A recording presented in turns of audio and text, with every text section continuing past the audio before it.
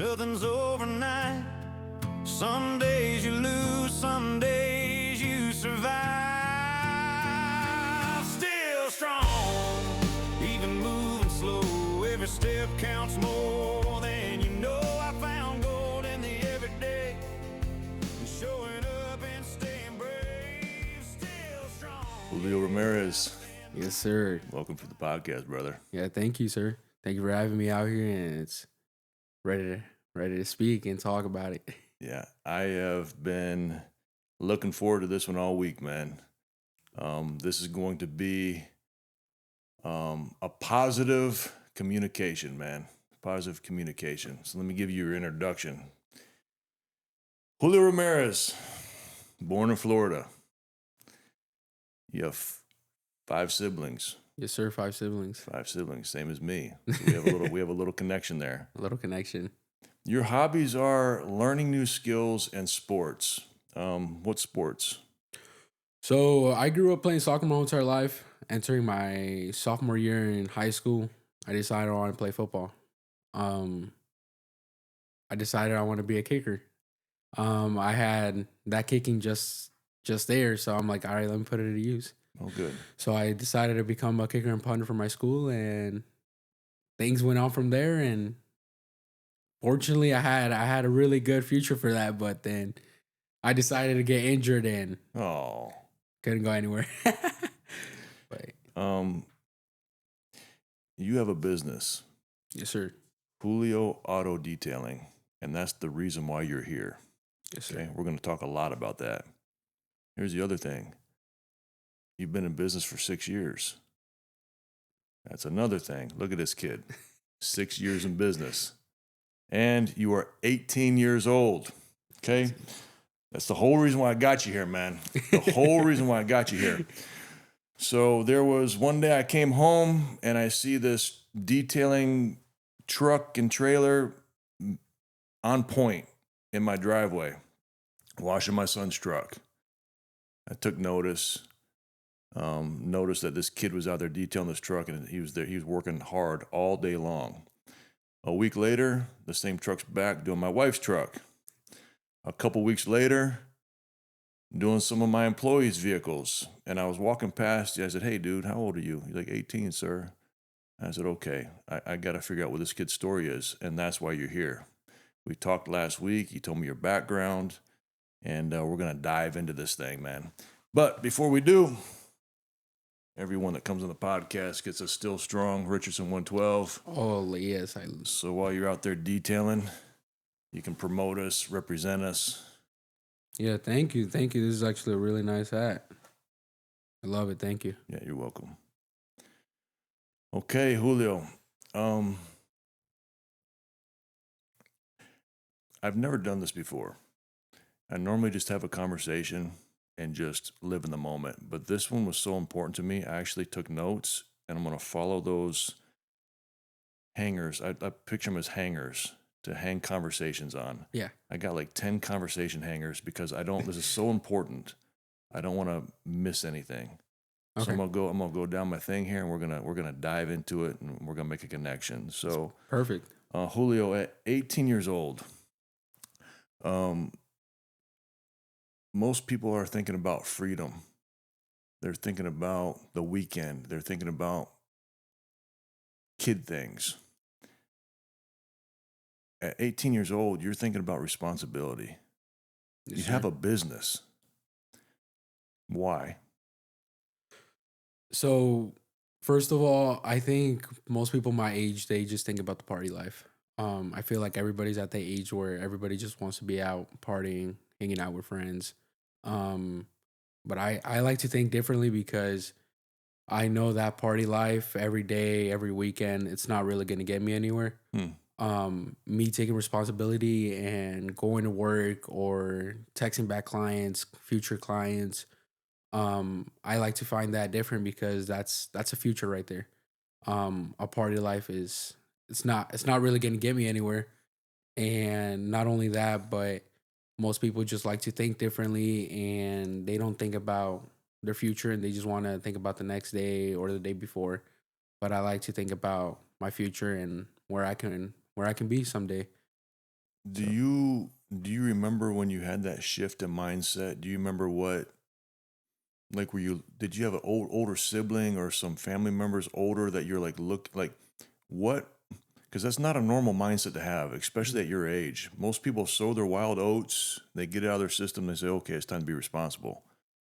You're different. So I want to take my time and like kind of digest this and live here for a little while. Where did that mindset come from? The mindset came from my aunt and my brother. Honestly, my brother, he's never been a party person. He's always been at home studying, Mm. working. He's never really talked about parties or going to parties. So honestly, seeing him and being focused on school, it just made me change my mindset. I'm like, yeah, I need to be responsible. I need to be like him Mm. because I see always my parents were always happy for him and everything. And I'm like, I need to be like him. What's the age difference between you and your older brother? My older brother, he's 22. I'm 18. So 4 years. 4 years, yeah. Okay. So he set a good example for you. Oh yeah. You saw that he was making your parents proud, Mm-hmm. and you're like, I want to be like that. Yeah. And then you mentioned your aunt. Yeah. Yeah. So my aunt, she's 29, I believe. Um, she's always told me she's that one aunt that I look at as a mom as well. She always sends me text motivationals like, "Hey, you got this. Have a great day. Keep pushing through whatever you have going on. You know, God is by our side." And I always text her. I'm like, "Hey, thank you. He really is. No matter what we go through, we can always look at God and just talk to Him."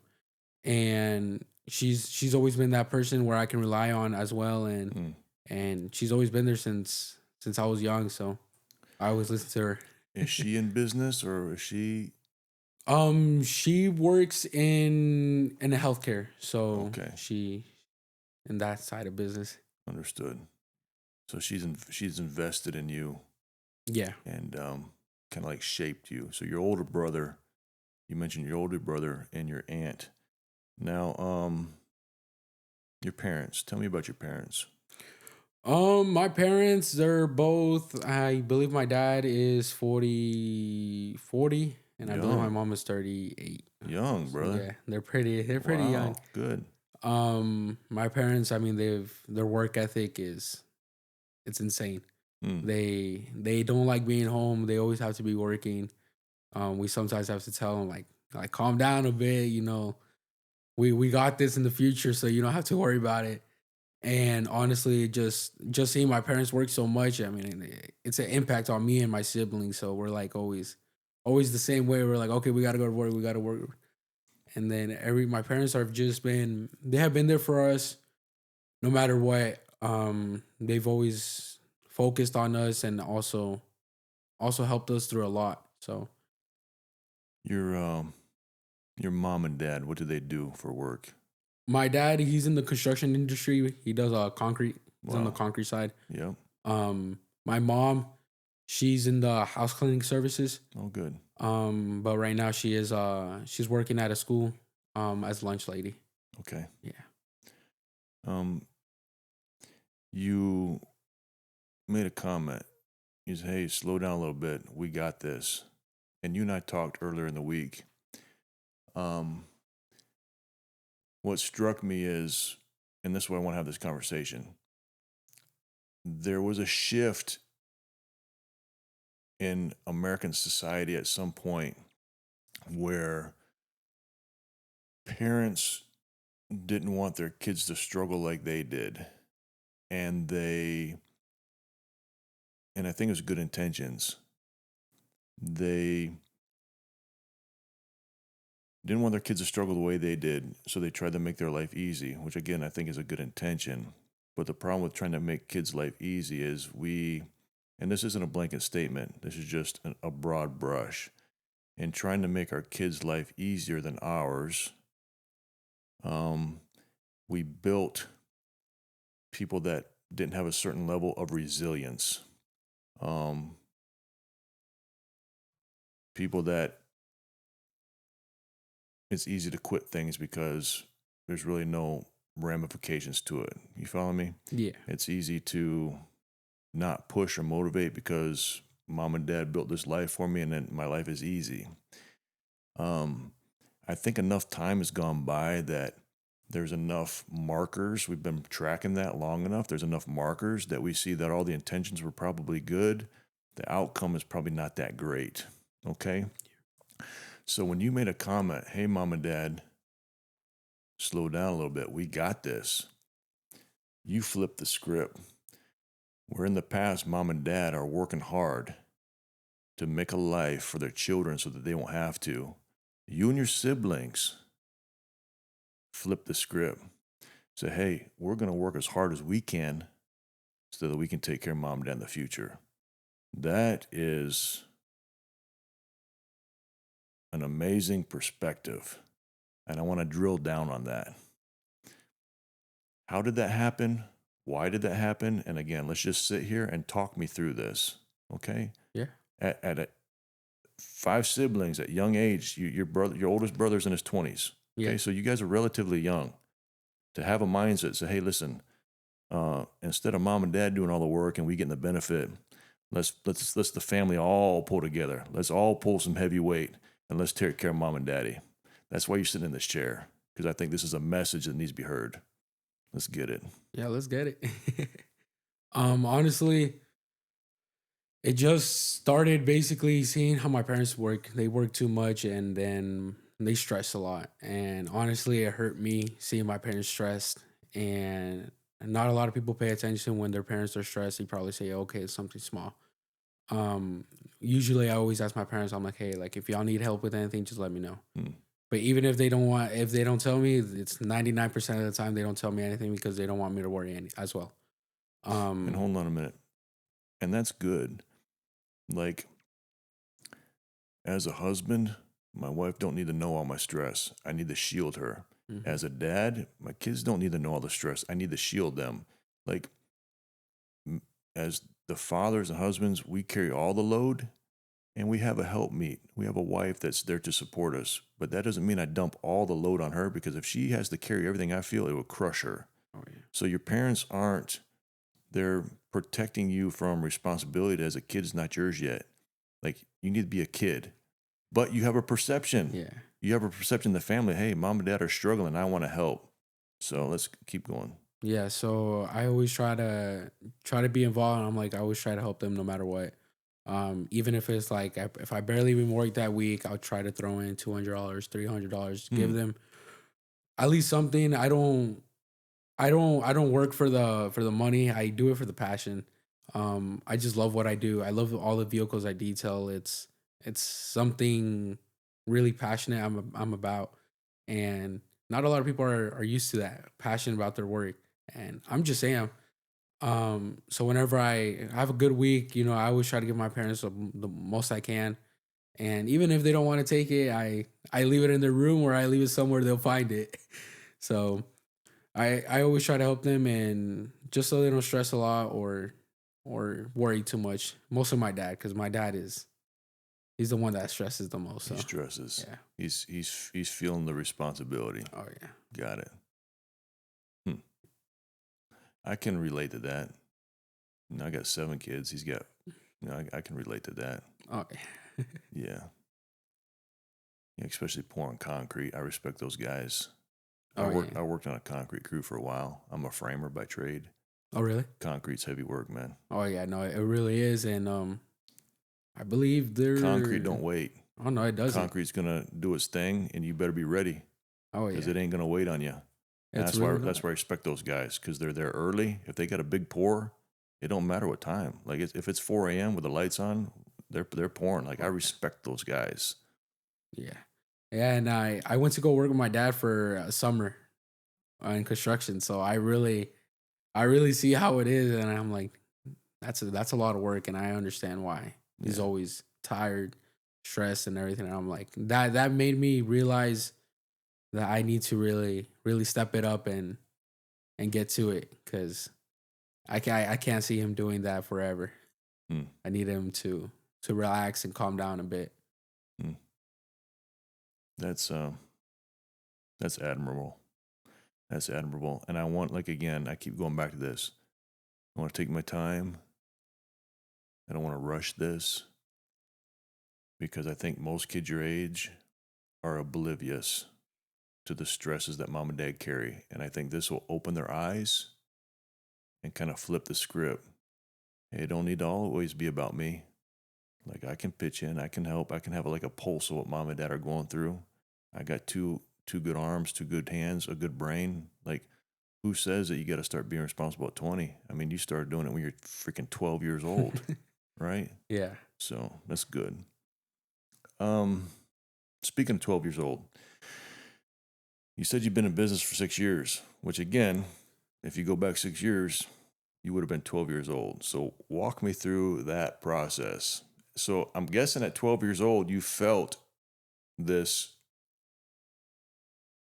urge or impulse to help mom and dad at 12 years old. Yeah. So at 12 years old, I mean, it just started from cleaning my dad's work truck every weekend. And it just started being a little thing. And I just started, little by little, just started getting a passion for it. I started liking how satisfying it really is. And then I would see all these cars on YouTube, on the road. And I'm like, dang, I want to detail that car one day. I want to clean that car one day. And I just started going on from there. Little by little, I just started going, buying things from Walmart, from AutoZone, cheap things. And then I started doing family cars, and I'm like, okay, let's keep going. I want to keep doing this. And then it finally set in, and I'm like, I can be big one day. I can do something. And then once I finally started doing and getting prices done and everything, and I seen where money can come in, and I'm like, okay, I think this is where I want to be. And my parents were happy about it. They're like, okay, that's really good money for a young kid like you. That's good money. And then they just followed me, and they led me through everything, and they hold my back through the whole entire way. They still do. So it started with you clean your dad's work truck. Oh yeah. I can imagine what that truck looked like. Oh, it was bad. Did he carry the crew with him, or was just him? He would carry the crew. That's what I'm getting at. So I'm getting a mental picture because my guys, the crew rides together. Yeah. And I'm seeing some of my work trucks, so I'm picturing what you got to clean up. Yeah. Yeah, I know. And I'm like, Dad, we got to clean it. We got to clean it. And he's like, yeah, we really do got to clean it. And until this day, I still do it every weekend. Every Sunday. Wow. Every Sunday. And if I have to detail late at night, you'll see me Sunday night with lamps on and everything, detailing it at night, because that truck started it all for me. So I gotta keep going. So it's pride. That's the one that got you started. So you're gonna take care of it. That's good, man. This is good stuff. Oh yeah, that's good stuff. And if it takes care of my dad, then I gotta take care of it. So gotta go both ways. I am. This is refreshing hearing your story, because you can tend to become pessimistic with where society's going. And this is just refreshing to hear this positive story and to know that although it sounds unique, there's other kids like you. And there's nothing keeping young people from being like you. You know what I mean? There's no, like, how much skill does it take to wash a car? It's work. Yeah. But anybody can do it. I mean, at 12 years old, you can figure it out. Anybody can figure it out. So these things that we can do that don't take a lot of skill, just take some work, some effort. And like you said, it has to be a passion, right? It has to be a passion. That's good, man. What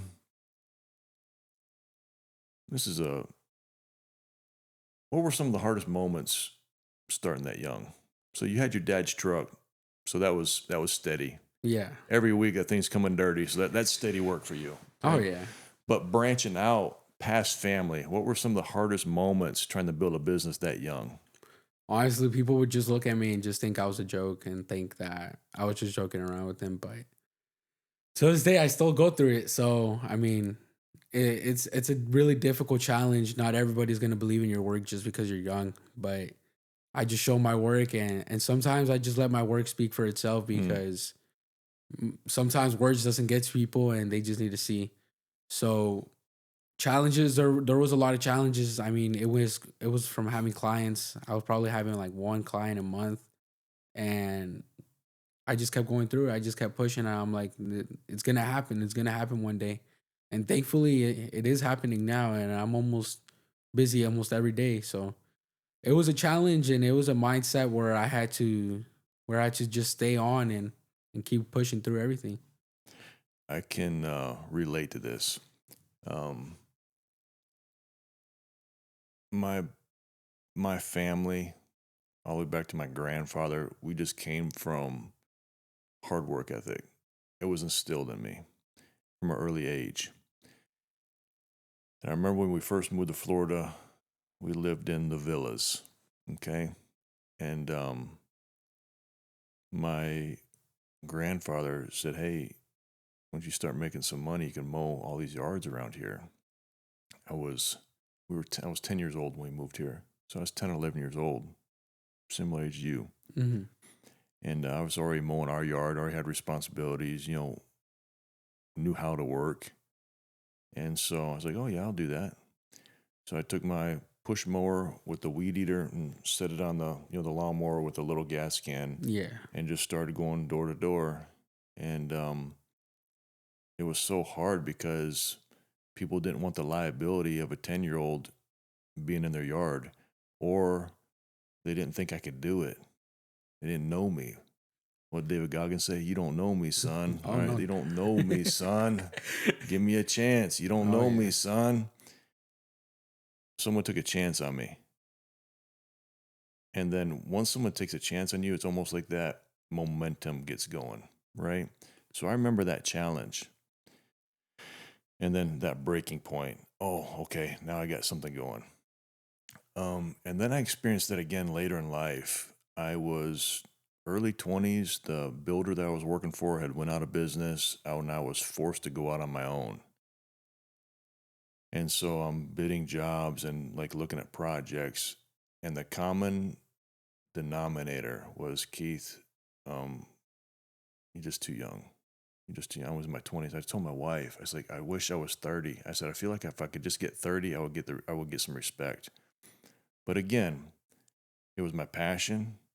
I had a lot riding on it because I wasn't taking care of my parents like you're trying to do. I had kids to feed. So I had that sense of responsibility, and failure was not an option. I just kept going. And again, that's where like my relationship with God, you mentioned God. That's where my relationship with God kind of stepped up a little bit, because I would daily, "God, unless you give me some work, these people aren't going to do it. Oh no, God, give definitely. me something. You know what I need. Give me something."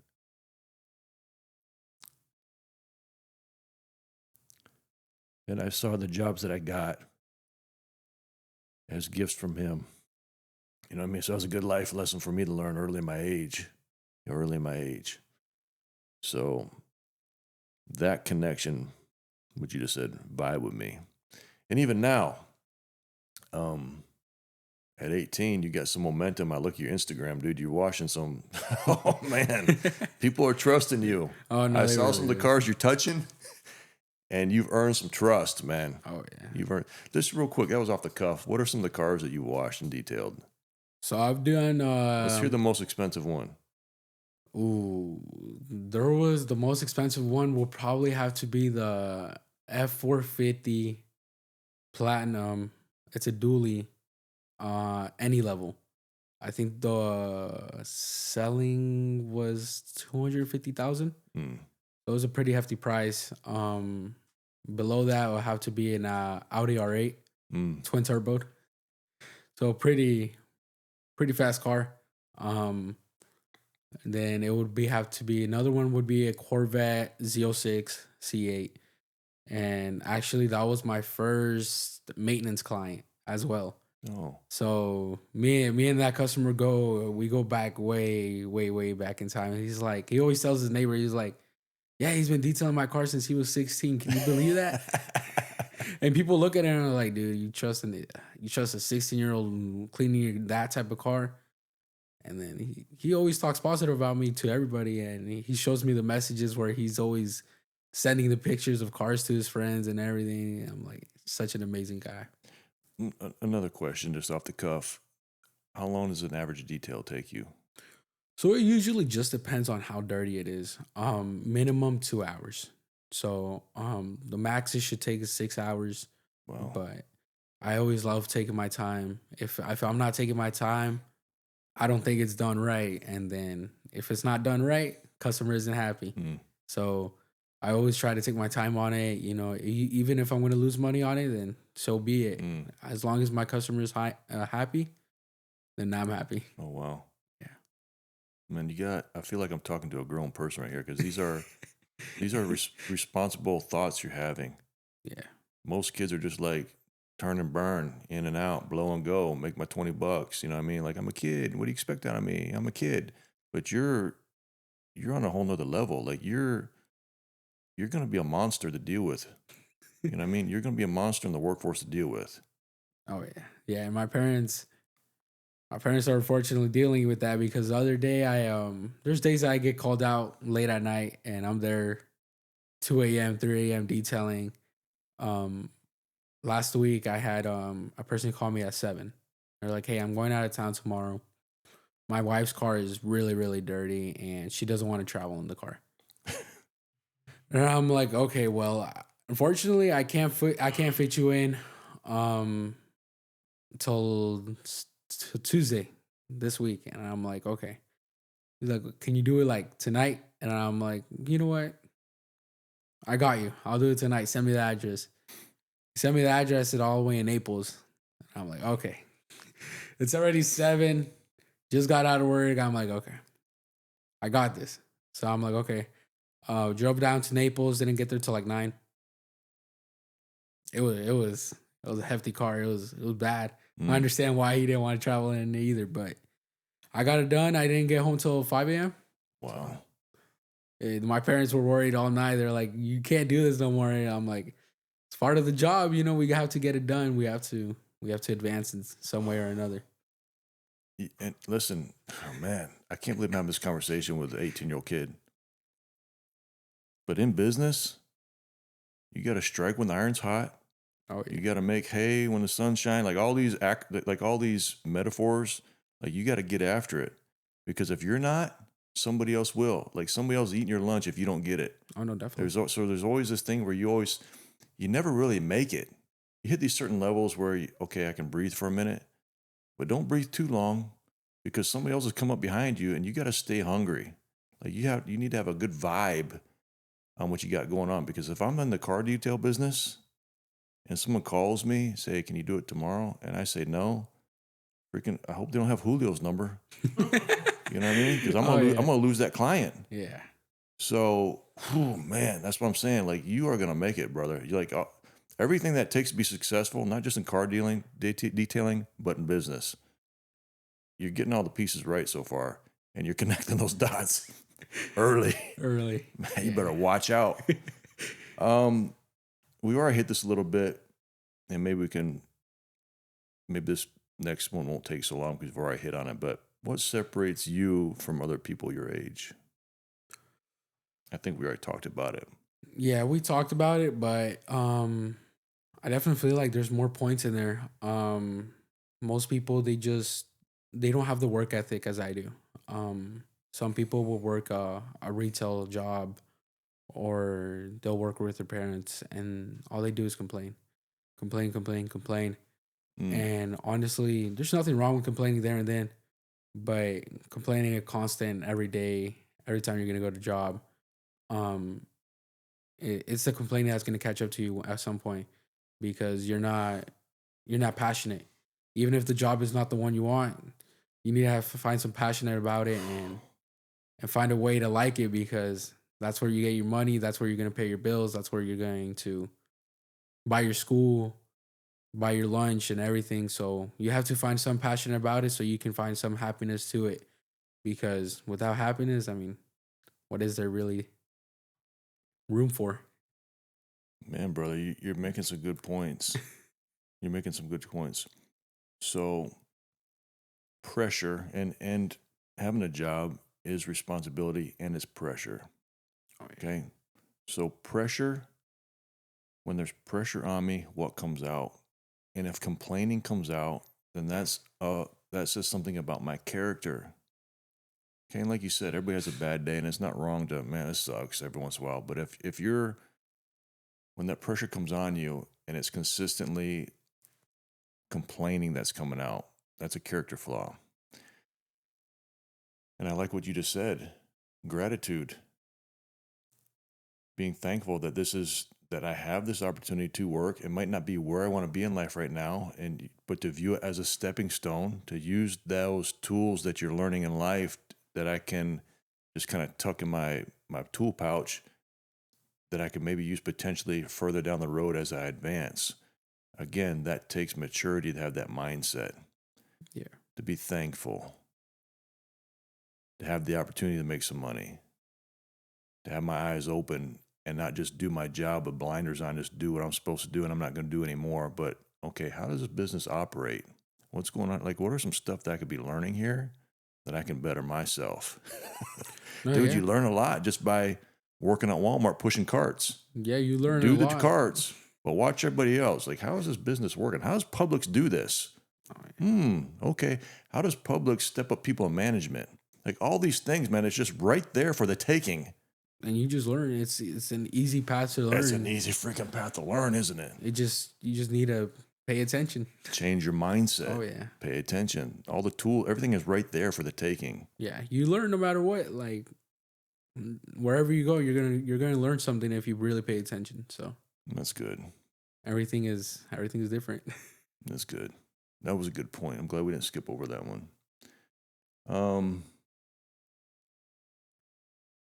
This is a good one.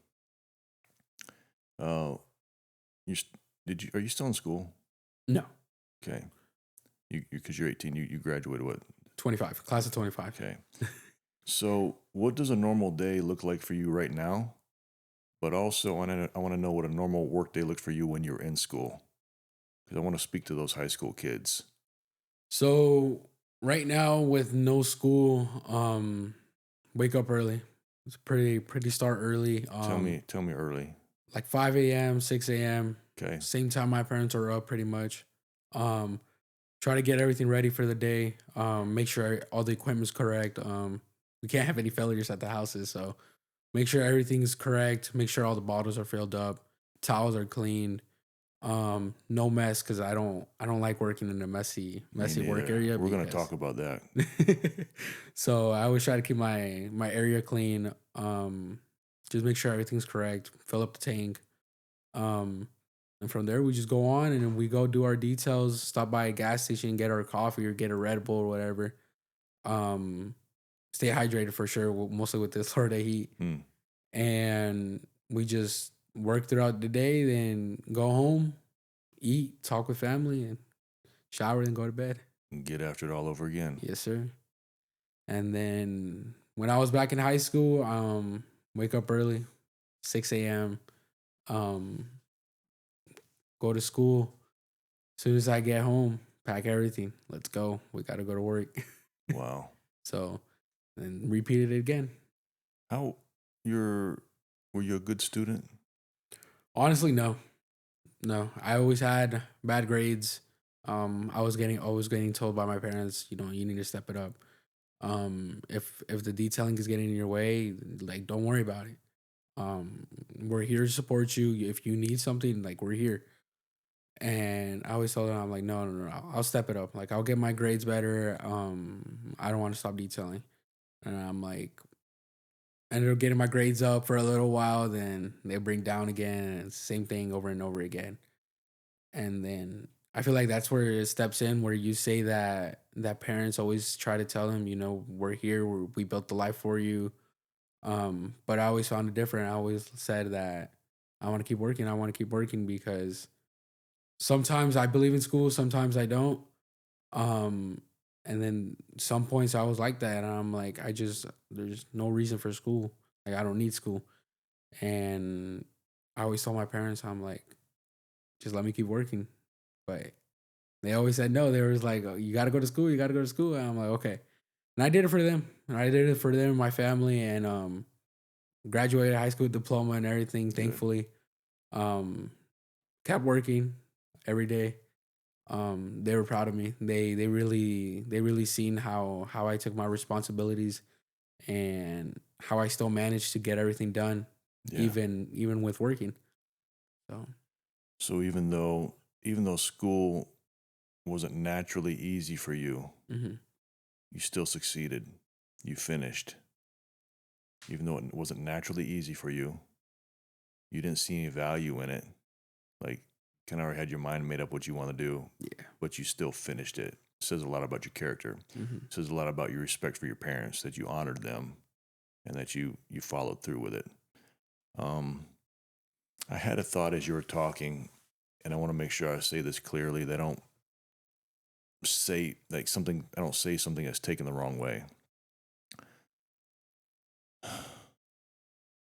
But we go back to this generation and previous, where I think there was this mindset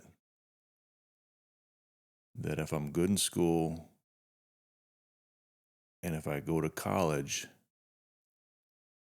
that college gives me all the keys to a bright, productive, successful future. Somehow we sold this, and I don't know how this came along. Well, I kind of do, but I don't want to get too deep in the weeds with it. A kid's mindset: if I go to college and I get my degree, everybody's going to want me because I have my college. You follow me? Mhm. Yeah. And you do need college for certain things, but college in itself isn't the recipe for success. You can't get around that grind, that work ethic to outwork everyone in the room with that degree. You follow me? Oh yeah. But there was this thing, well, if I go to college, everybody's going to want to beat down my door because my degree gets me in the door. A degree with no work ethic ain't going to get you nowhere. You're just like everybody else. So, man, I'm thankful that the recipe for success isn't complicated. I'm thankful that it's simple, because if it wasn't simple, you wouldn't be sitting there and I wouldn't be sitting here if it wasn't simple. Oh, You no, follow me? Yeah, that's If true. it was this thing that you had to be from a certain family, you had to be some certain pedigree, or you had to have these certain credentials, you and I would never make it. Never. But that ain't the recipe for success. The recipe for success is what you just said. 5 a.m., get my stuff together, get out there and let's get after it. Go home, sleep, and do it all over again. Oh yeah. That's what got me where that's what made it for me. Oh yeah. No, it definitely did, and it's like I said, it's a process for everybody. So Yeah. everybody's going to learn one way or another. So a normal work day for you, it was what you had said was, I like what you talked about was getting everything prepped for the day. Nothing is more frustrating to me than for me to hire somebody to do a job and for them to have their stuff breaking down, or they're trying to figure it out, or they got to run to the store to get gas because they weren't ready for the day. That is, like, to me, when you show up, brother, we're doing battle. You're like, it's battle time. It's not prep time no more. You should have got that stuff prepped before you even got to my house. Oh, no, You follow me? And things happen, stuff breaks down, but to come say somebody's going to mow the grass, and like there's no gas in the tank and you didn't get any this morning. Like, dude, come on, really? Oh yeah. The other thing that vibed with me was you talked about being organized and being clean. When I was framing on my own and a framing crew by myself, I always had these trailers, my nice truck, organized, clean, because that gives a perception of me. Okay, if my truck's all beat down and dirty, I open the door and Red Bulls are falling out, not a good perception. No, definitely not. So clean. My trailer was always clean. My trailer was always organized, because when you're organized and your stuff is taken care of, you're more efficient. Stuff's not breaking down, like you're on it. Plus, it gives the perception, man, look at this guy's space. Look how he takes care of his stuff. He's going to take care of me. Oh yeah. You know what I mean? So people's perceptions is important. If you rolled up over here, man, you open the door and all your crap falls out, it's an automatic no-go for me. No, definitely. Because it tells about your character. It tells about, man, this guy, what's this guy even doing this for? Right? Yeah. So that was a good point you made. It's important. Yeah, and it's always best having a clean truck because, I mean, I like to think about it as if it's dirty, what's the point of having the name detailing? Mm. It's not gonna attract any customers and be like, look, that guy's a detailer and his truck is all dirty or his trailer is all messy. It's representation to everybody, and it's you gotta, if you're gonna be a detailer, you gotta be a mirror. So you said that you want to when I said, hey man, when I gave your introduction, your goals, some of your goals. I can't believe we're even talking about this. Your goal. Can you believe this? All right. I'm gonna read this. I'm gonna try to say it with a straight face. I can't believe it. I can't believe this is your goal at 18.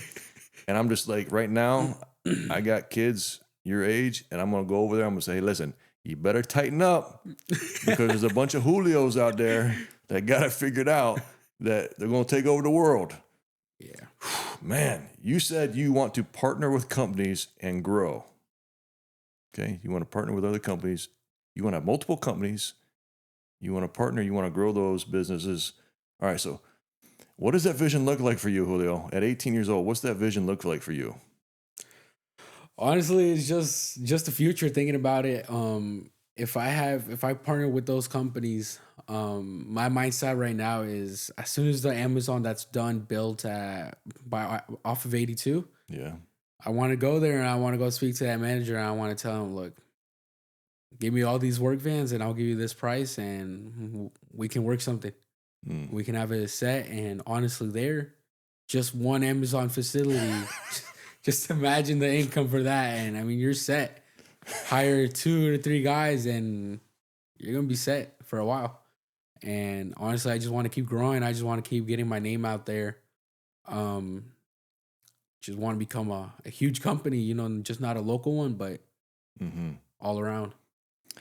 So let's talk about that, because to grow, like, you only have 2 hands, 2 feet. You can only do, like, you literally can only do so much work in a day with your body, right? So at some point, if you want to scale, you have to use other people. So at 18 years old, what are you looking for in somebody? What would your training style be? Because you literally have to replicate yourself. Oh yeah, and that's a challenge. it really is. I told my wife, I got to a point where, when I was in my early 20s, it's time to scale. And I told my wife, I said, the work is easy. It's dealing with people and training people. That's the hard part. So that's a whole nother challenge. So in your mind, who are you looking for? What's the training process to replicate yourself? Honestly, the work ethic has to be there. It really has to be high up there, and you have to have some type of passion for it. I like to think about it as how I went through it, and work ethic has to be high. Passion has to be high for it. Honestly, just having a hardworking coworker or somebody that wakes up and says, "Okay, let's get to it. Let's go make this money. Let's make them proud." That's exactly what I'm looking for, and someone who's always ready to work no matter what. And they just have to be, like you said, replicate me. So in order to do that, the way I did it was, I had a bunch of kids. I had a bunch of kids that got the same mindset. So that's one way. The other way is to give them some type of ownership, right? Because when you give someone ownership or something, they got skin in the game, they're feeling it. But most people, they're just looking for a job. They just want to clock in, clock out. You're not going to get what you're asking for from the average person that just wants to go detail the car. Oh, You know what I mean? So you need to think about that. Like, how are you going to incentivize someone to be you? You got to think about that. You got to give them some ownership. Maybe a family member's got your back, a good friend that you can trust to say, hey, dude, or like some type of incentive thing where it's not just an hourly thing, but maybe they get like a bonus or something that to pull that out of people, right? Because it Yeah. doesn't naturally come out from the average person, Yeah. I mean, just hearing an hourly rate, they're not really going right? to be happy about it. So Yeah, have to give them some reasons to be up there. yeah. So But then again, I'm just putting myself in your shoes. I'm talking through this because this is what I do. You could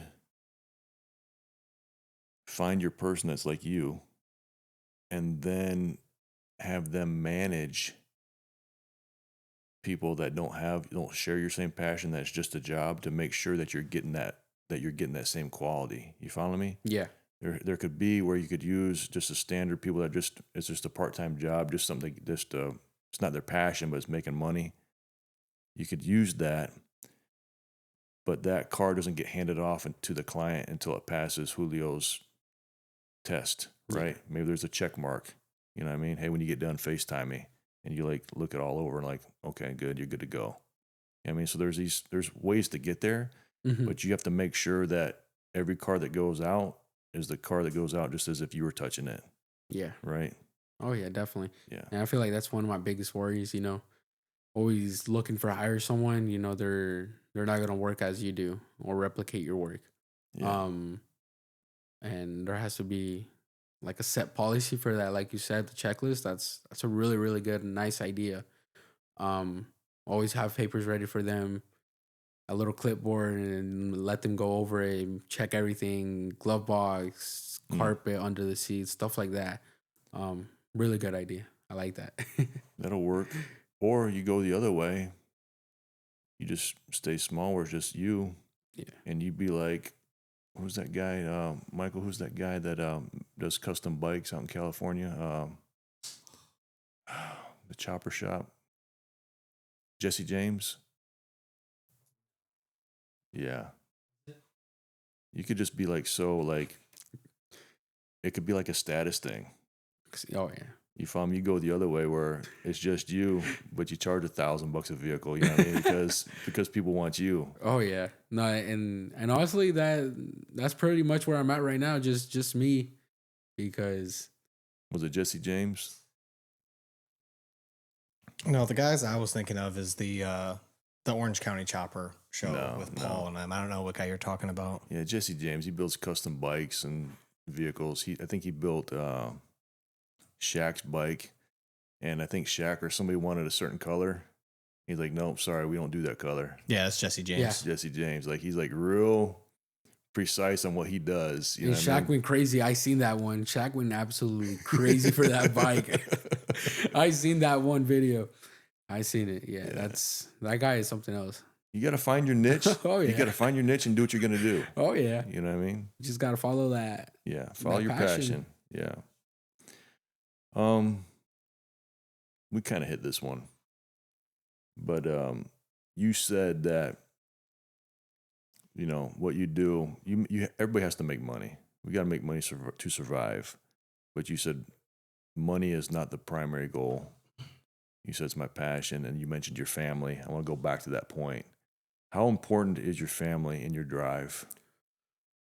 Dang, my family would have to be probably the most important. Family just for me means everything. Family and God. As long as I have that, I mean, I wouldn't ask for anything else. I can have work and everything, but if I don't have my family and I don't have God with me, then what am I really? So I always try to think about it, and I just try to have my family happy, make everybody happy, and then also get everybody close to God, just like I am. And that's why every Sunday we all go to church together. We all have our fun days on Sundays, and then family just means everything, because honestly, I wouldn't be where I am without family. So they've been a major impact for me, a huge one.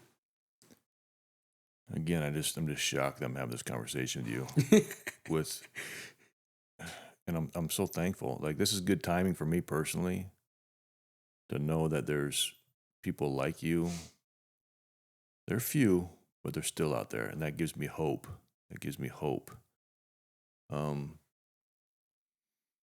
My I can relate. I was gonna say, like you doing stuff for your family, your mom and dad. I couldn't really connect with that, but I just had a memory. I can really connect with this because at 10, 12, 13, 14, 15 years old, working, um, had my own money. And what I would do to help the family was I would buy my own school clothes because my parents were in ministry. My dad's a pastor. They don't make a lot of money. Mm-hmm. School comes around, every year, school. And I remember it being, man, I just had this memory. Wow.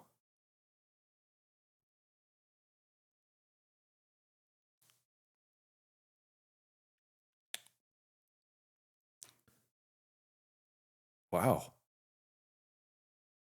A teenage boy hits a growth spurt. It's hard to keep shoes on that kid.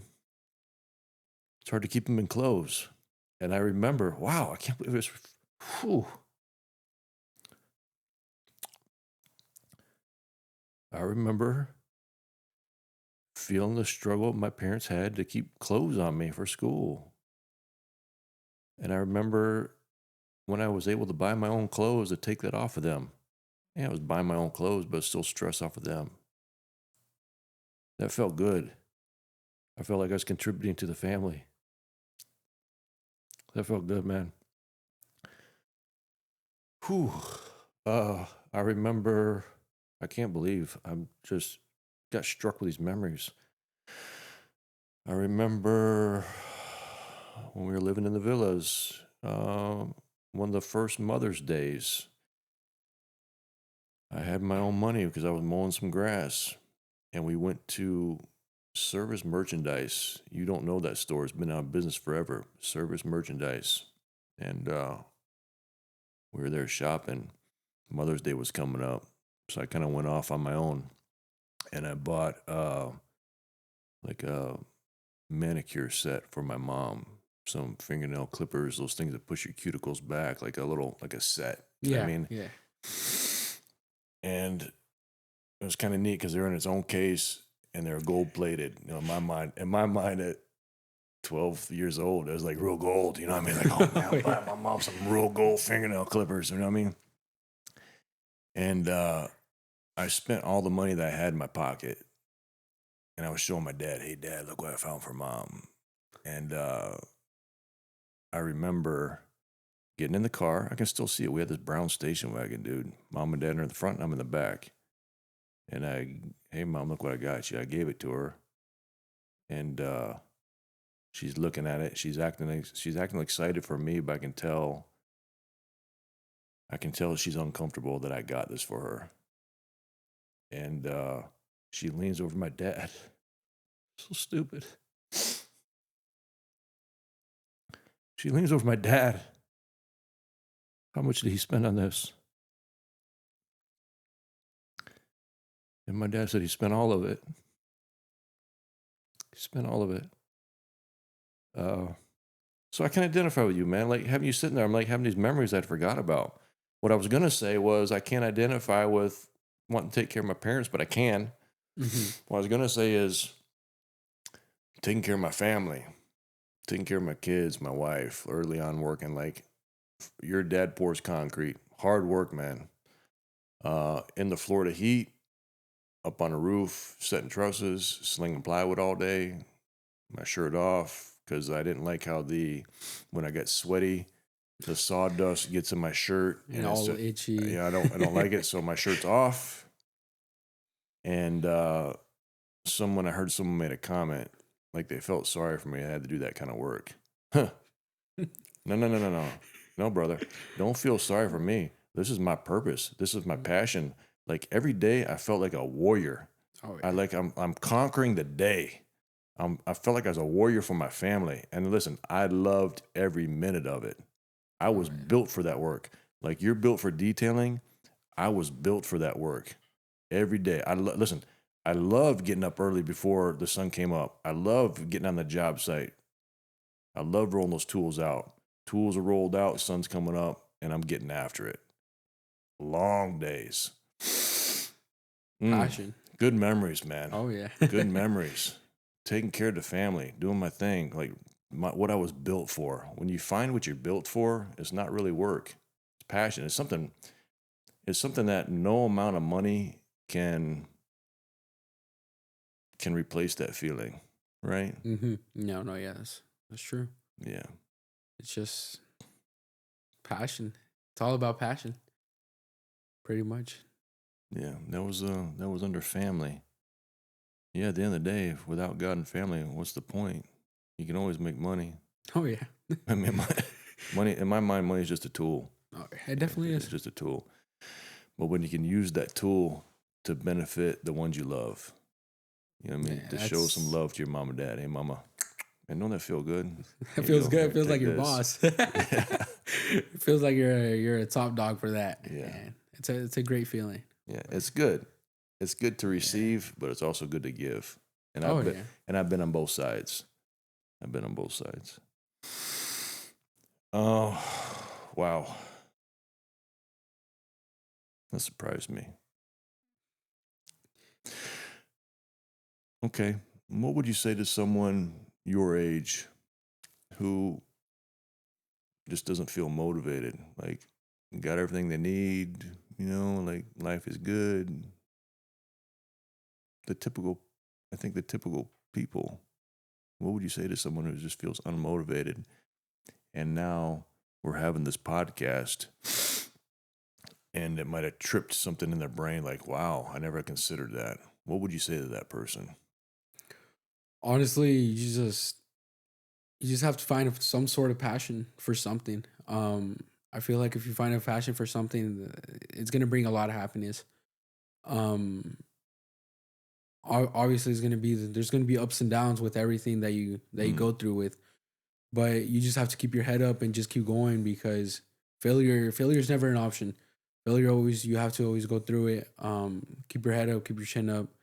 Um, Always have family by your side, family and God, because without those two, there really isn't anything, and that's the main happiness and that's the main passion and striving through everything it's an important thing, and finding that true passion of what you really want to do and what you really want to live your future up to. That's, I believe, finding that motivation. That's key. That's key. Yeah. That's key because when you find what you're built for, man, there's nothing like it. There's nothing like it. We're all designed for a purpose. And when we find our purpose, there's nothing like it. I heard someone say one time, the reason why most people don't succeed is because they don't suck long enough to get to the seed. Mm-hmm. A lot of people, young people, they see what maybe mom and dad has or what someone else has and think that there's a quick connection to that. And if it doesn't happen in a few months, then I must have been wrong, or like you follow me? Yeah. But the pathway to success is a long process. It's up and down, but it's just consistent work. It's just consistent work. And when you love your work, it's not that hard, even in the downs, right? When you're loving it. Oh yeah, definitely. So, yeah, young people feeling unmotivated, find your passion. Everybody has a passion. Everybody's built for something. And there is no, like I said, there is no quick road. There's no fast track. I got my hair done, my haircut. And my barber, he took his kids to Disney World for spring break. He said some of these rides were like 180 minutes. He said, so they bought fast passes. He said the fast passes were 5 minutes. There is no fast pass to success. Oh no. There's no fast pass to business. It's all 180 minutes worth of slow growth work. Oh, no, Right. definitely. Yeah.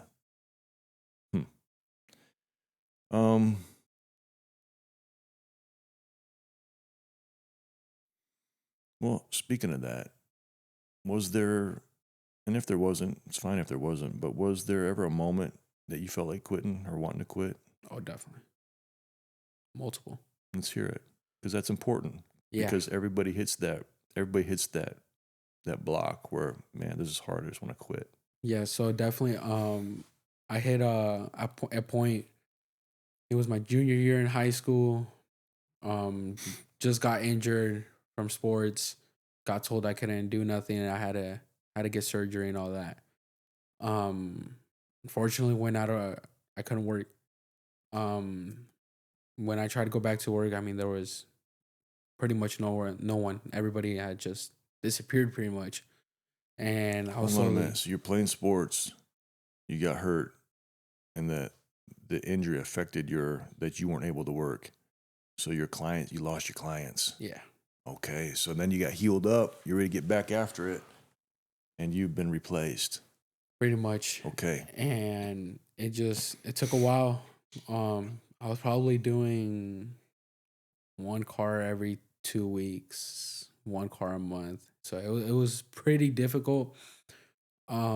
Just had to keep building up again, and I felt like quitting. I really did. I'm like, well, everybody's gone. Like, there's no point. And I'm like, I just need to keep pushing. And that's when I really turned my faith more into God. And I'm like, God, I really need this. I really need this. Help me out through all this. Push me through this. And honestly, through that point where I prayed with God and everything, I would get these shivers through my body, and it would get pretty upsetting, and I would break down, and I would get sad, and I'm like, but I just need to keep going. I need to keep going. I need to get through this. God is going to be my side through all this whole entire journey. He's going to be there with me. And I just kept praying, and slowly by slowly, everything started going up again, and I'm like, He provided for you. He provided for me, and He was there for me when I mostly needed it, and it just made me happy, and it made me realize, Made your faith real. yeah, it just made me realize everything, that whatever you ask for, He can give, but there's certain points where you can ask and not ask, but Right. He's always going to be there with us, no matter what. Man, the fact that you're having these experiences at 18 is really amazing. That you're connecting these dots so soon, and that you are going to God in prayer, bringing your petitions before Him, and making those connections. It's really encouraging to me to hear this. And again, I can relate. I've wanted to quit several times. The main one that comes to my mind was we had a little restaurant in North Fort Myers, and then I decided to start my construction company again. There were guys that used to work for me that started coming back. They found me, and I just felt like God was putting that in my lap to do this. So I decided to do it. And there was one day, my wife was, she was holding down the fort at the restaurant, doing all of my bookkeeping and everything for me. And I was running the construction company. And I can't remember what the events were that made me want to quit. But it was like they kept getting stacked on me. Like I would get a phone call or something happen, and it would just get like, I felt like, when is this going to quit? Like, when I can't take it anymore. And I remember driving on Colonial over that overpass, and I just thought, just pull over and walk away. Like, to me, to pull my truck over, shut the key off, get out, and just walk felt like relief. It felt like it just felt like relief, just walking away from everything. Like, oh man, that would feel so good. Yeah. And I called my wife. I told her what was going on. I said, hey, I just had this thought of quitting. Like, I said, Karen, I just felt like just getting out and walking away from everything. I said, that scares me, because I'd never had those thoughts before that scared me. And she's a good woman, brother. I hope you find a good wife. She's a good woman. But we talked through that. I didn't walk away. I stayed on my responsibilities. I just wanted to, like, I just can't take no more. I stayed on my responsibilities. And in just a short amount of period of time, all those weights that were stacked on me went away. And then I experienced a breakthrough in business. And if I would have quit, I would have never experienced that breakthrough. I would have never experienced what was on the other side. So there are those times, man, like at the last minute when you feel like I can't do no more, hang in there, because you never know what's on the other side. Oh, definitely. And I didn't go to God. I'm ashamed I didn't go to God. I wish I would have. I went to my wife, which was the next best thing. Mm-hmm. For sure. Was the next best thing. Do you have a girlfriend? No. I heard that couples that are in business and they work together in the same business are exponentially more successful than if it's just, say, you in business by yourself and your wife works a job, or if like two couples that are aligned Together in business. pulling together in business. It's like, look out, man. Like you can almost not fail. Yeah. And I have that in my wife. I hope you find that. Yeah, I've heard a lot about that, honestly. I'm like, that's something. Find the right one. Oh, yeah. The wrong one's going to make you miserable. Oh, no, definitely. I've seen a lot of people that got hooked up with the wrong one, and all your work Just goes down. just goes down. Get the right one, brother. Oh, yeah. Like, get the right one. It's important. Do your friends understand your mindset? A lot. They understand me. I honestly try to surrender myself around people who has the same work ethic as me, who has the same mindset. Just keep working and just think about our future. And honestly, I surround myself with a lot of those people, and sometimes we just, like, if we hang out, when we're talking about businesses, we're talking about work. Like, if we're grown men and we're over here just 18, 19-year Good for olds, you. and it's like that. And I'm like, my friends understand, and sometimes we'll try to hang out, then last minute either one of us is like, hey, we can't hang out no more, we got this that came up, and we're like, okay, yeah, that's fine, we'll plan another day, and we just keep going on like that. But I love surrounding myself around people who has the same work ethic as me, because I had friends before that didn't think work was needed because they had their parents, or they just had school, and they didn't really think about the passion or the work ethic. And that brings you, you may think it doesn't bring you down, but it really does. It's a different type of hearing. You hear work ethic on this year, then you hear is be lazy on this year, and it just brings you down. It just gives you a different type of mindset, and I just try to stay away from that type of mindset, because once you get into that mindset, I mean, things start changing little by little. It's true. I'm glad you have a circle of friends that you can collaborate with, have the same mindset as you. I didn't. I pretty much early knew like my pathway, and I connected more with people that were older than me, like adults. I could carry on a conversation with adults a lot easier than I could kids my age. I felt like I was the adult in the room. I don't say that in a prideful way. There was just this gap where I couldn't really connect with kids my age because they're talking about stuff that I didn't care about. You follow me? Oh no, that's true. And I found myself connecting with adults, and like looking back, I'm thankful for that, because I gained so much knowledge. You can gain so much knowledge from people older than you just from their life experiences. And looking back, that was what was happening to me. I was being shaped by people who have lived it, and like, okay, I want to do that. And I felt like I couldn't get that from people my age because they had no life experience. You follow me? I'm looking down the road to the future, and these older people are giving me those nuggets that I'm not getting from my peers. So I have a hard time connecting with people my age. I have a hard time, like, to me, people are complicated. To me, I hate saying this, but to me,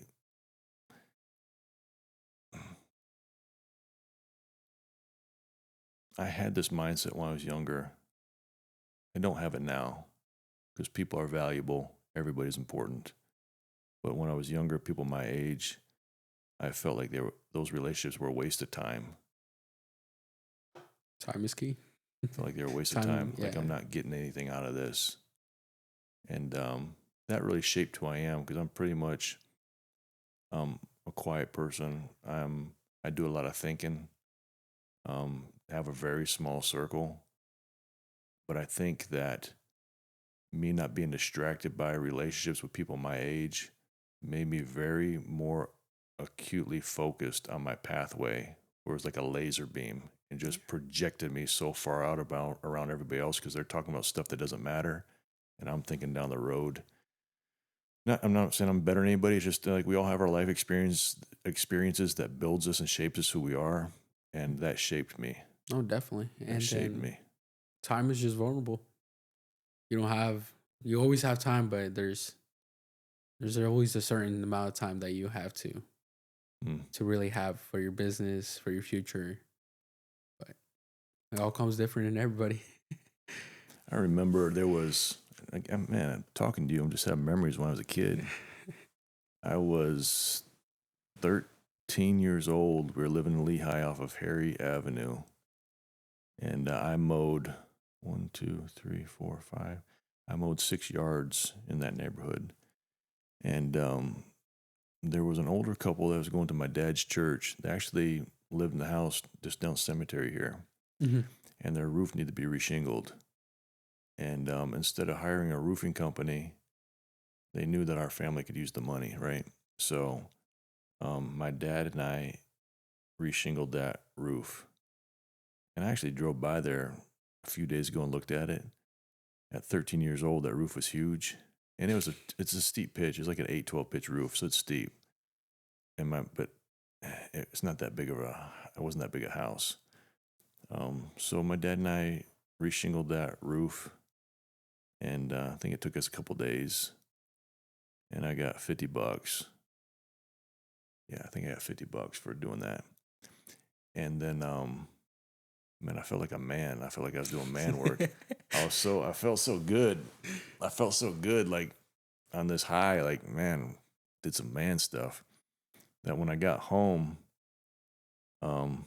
instead of like taking it easy, I went ahead and knocked out a couple of the yards that same day. You know what I mean? Just to get after it. So, because I want to turn that $50 into something else. Like I want to go farther. And I remember my dad making a comment to my mom. I don't know if I was supposed to hear it or not, but he said, I think we just built a monster. That work, man. I just love to work. Just felt good. I was proud of myself at 13. I'm up on a roof, shingling, doing like a man thing. I had a sunburn. I felt good. I come home, I'm mowing some yards too, man. Like, yeah, it's funny. I appreciate you sitting down and having this conversation with me, because I'm having memories like my own upbringing. Every conversation always opens up something, and not everybody understands that. So always good having conversations, because it's always something new. Got a couple more questions for you. Yeah. What are you sacrificing right now? Are you making sacrifices right now for the future? Sacrifices. Honestly, right now, I probably wouldn't be able to think about any sacrifices. Are you sacrificing time for business? Are you sacrificing spending your money? Are you saving for anything? Are you sacrificing relationships? Is there any sacrifices that you're making for your goal right now? I'm definitely sacrificing time with family. Mm-hmm. That I feel like I don't have enough with, and I feel like I'm always working and not being with family enough. That's definitely a major sacrifice I'm making. Time is a major one. I think that's pretty much it. Time. Figure that out.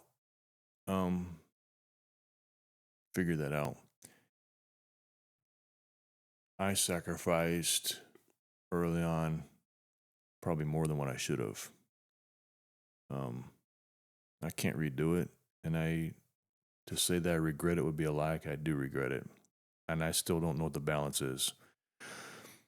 Because had I spent more time with the family instead of working, I wouldn't be where I'm at now.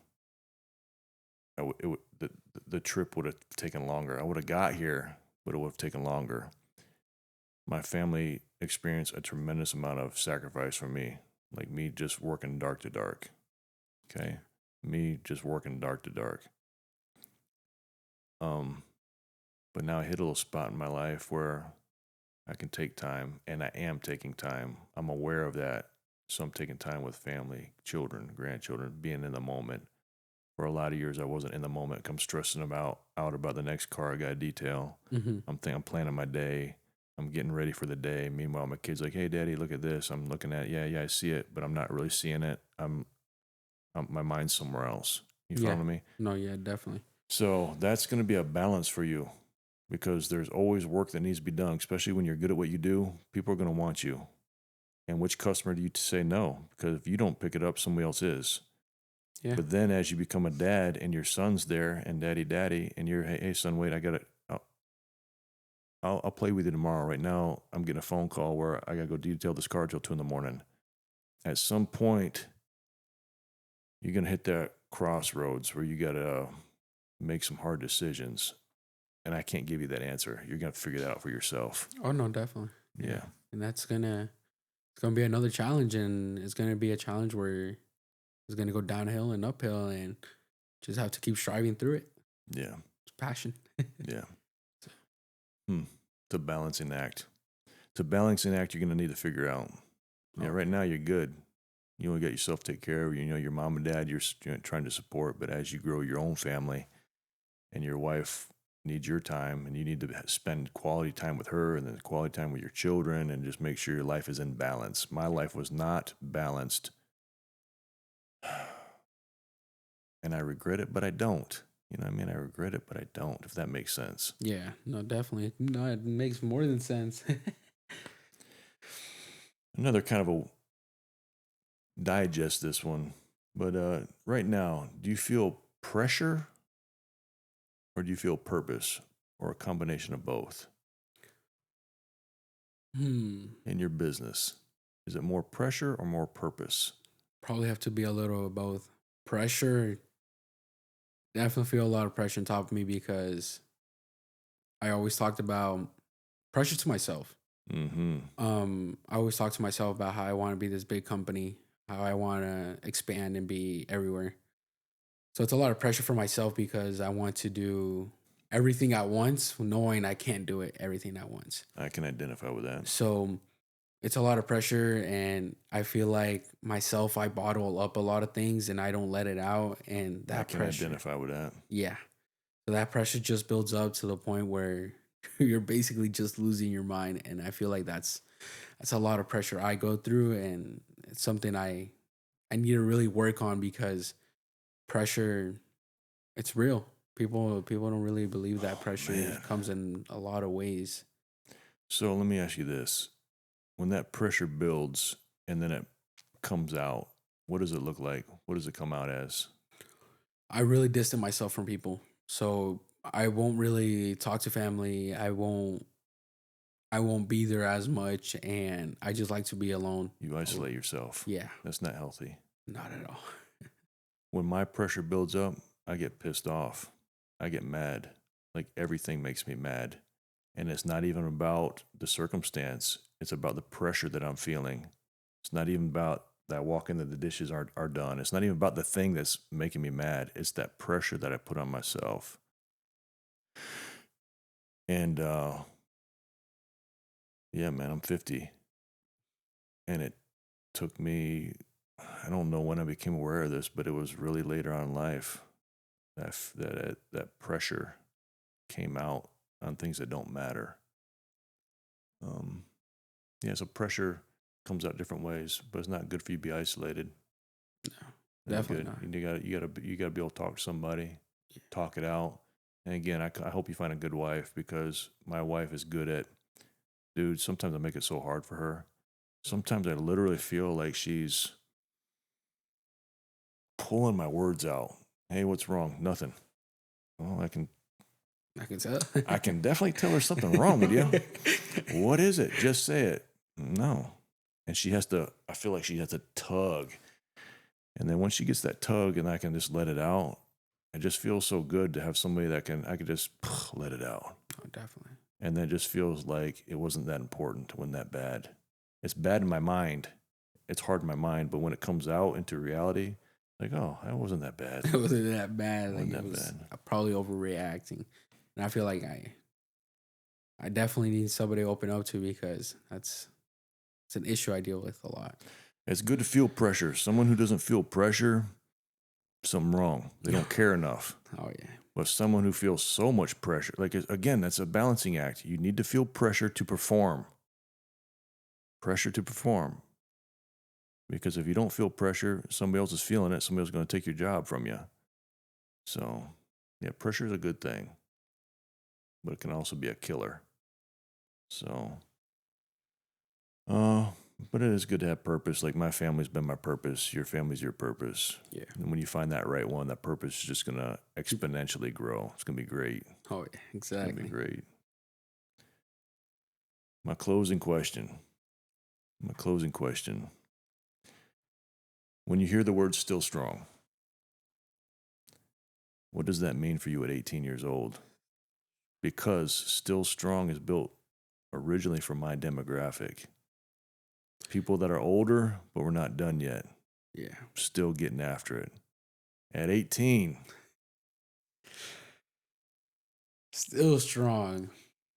Honestly, that ever since you first told me about Still Strong, I've always thought about it. From that first time you talked to me about being on the podcast, when you're gonna do your first podcast and everything, that Still Strong has always been in my mind, because it's been a journey I've been going through. It's been a lot of thinking, a lot of pressure, a lot of overthinking, a lot of emotions and thoughts that have gone through everything. And it's the fact that I'm still strong, still being able to go through everything, um just keep pushing and strong, just being strong for everybody, being strong for family, being strong for siblings, being strong for everybody, because I tend to think that I need to be the one where they look up to, and who they got to think about. And I feel like if I need to stay strong for them, stay strong for everybody, because if they see that I'm strong, they can definitely do it. And it's just been a journey, and me being strong has been a really big purpose of it. every day is a choice. That's why I like the word still. Still can mean absent of movement, but still also means a continuation. And when I think of the word still as a continuation, I have a mental picture of every day that I choose to be still strong, another link in the chain being added to the chain back in the past when I made the decision to get after it. Yeah. Every day I have to choose, because you can quit at any time. You can rush a job at any time. You can be like, oh, well, this one doesn't matter, but that's not being still strong. A consistent level of who you are, what your job is, a continuation of your expectation of yourself every day. Because the day that you choose to, well, that's good enough, that's the one who's going to come back to bite you Oh yeah. in your work. Oh, that's good enough. Now that's your new normal. That's your new Still Strong. So, any other closing comments you want to make? Any other thoughts? As of now, no. It's been a great podcast so far. I feel like a lot of good questions, and a lot of questions actually opened up a lot, and I feel like I've learned a lot just answering these questions and hearing your stories. It's something great, and it's some great advice, and it's just going to push me for more. Gives me hunger.